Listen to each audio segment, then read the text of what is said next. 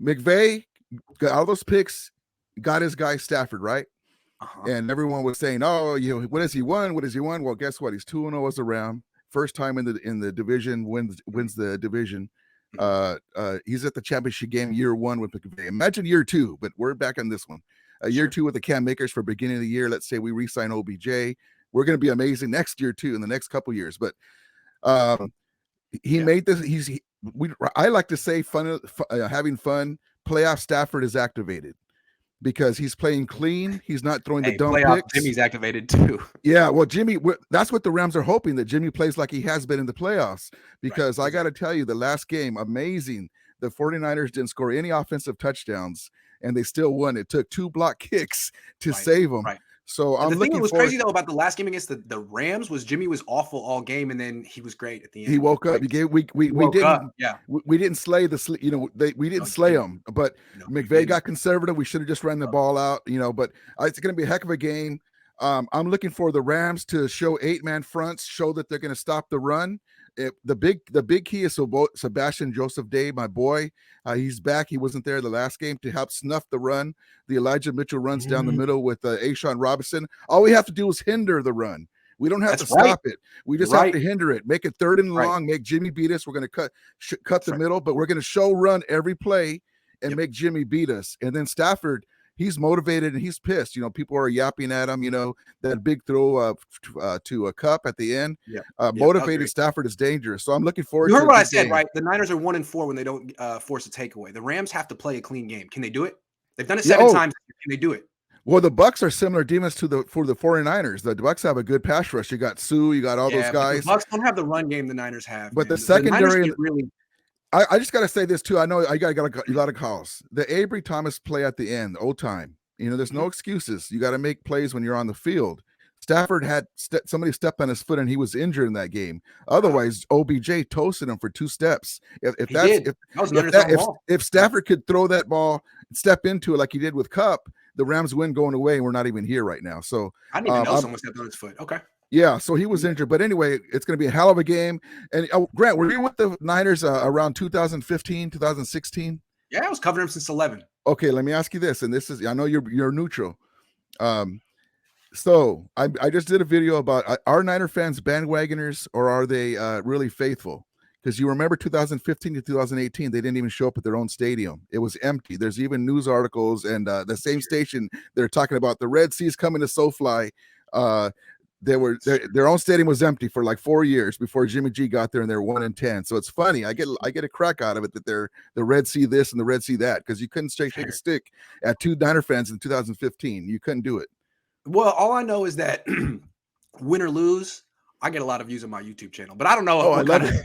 I love it. I don't know what kind of gauge that is, but I do. Levi's was a ghost town for a long time until they started winning. I hear you on that. I feel you. But I just got to tell my boy Vish, that's my dude. I love that he loves Stafford. He's a hell of a guy. He's a young dude. I told him, I talked to our Les Snead about him, so he can come into our Rams as some kind of should get him, man. You got Andy Benoit. Vish is way smarter than because he comes to our tailgating when we talk with Ramilia. He comes to our tailgating, and we've talked to him and Kevin Demoff too. And I let him know about Vish. So, and tell Vish that his Stafford Super Bowl jersey is on its way. We're here. This is exactly why we got him, for these situations. Dude, I love that you're wearing the Stafford jersey backwards like it's 1992 and you're Chris Carson. That's funny. I had to do that for your show, brother. I appreciate it. Keep up the good work. Give me a prediction before you leave. Man. Okay, so let me say this: if both teams play the way they're supposed to, play good, the Rams win. What's the score?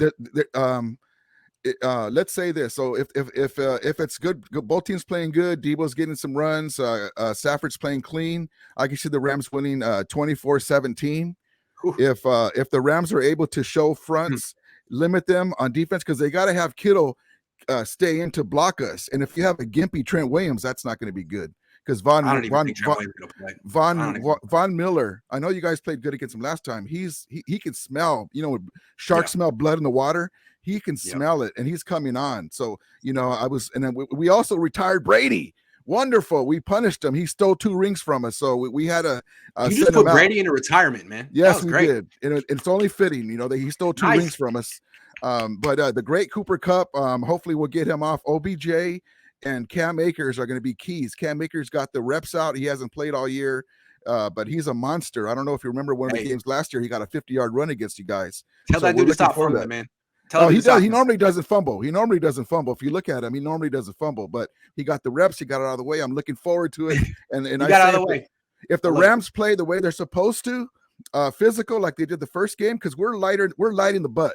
We don't have heavy guys on defense. We want to get after the quarterback. So we play into the Niners' hands. But if we show running fronts and we're able to just hinder the run game a little bit, we can make it get kind of ugly at the end. Don't turn the ball over, man. I got to take some more calls. But thank you, brother. Appreciate it. Thanks for having me in. I will. Sure. Win or lose, I will. Thank you. Brady retired. I know the Rams put him in retirement. He was like, I can't beat Aaron Donald. This is too much. It's too hard. It's too hard.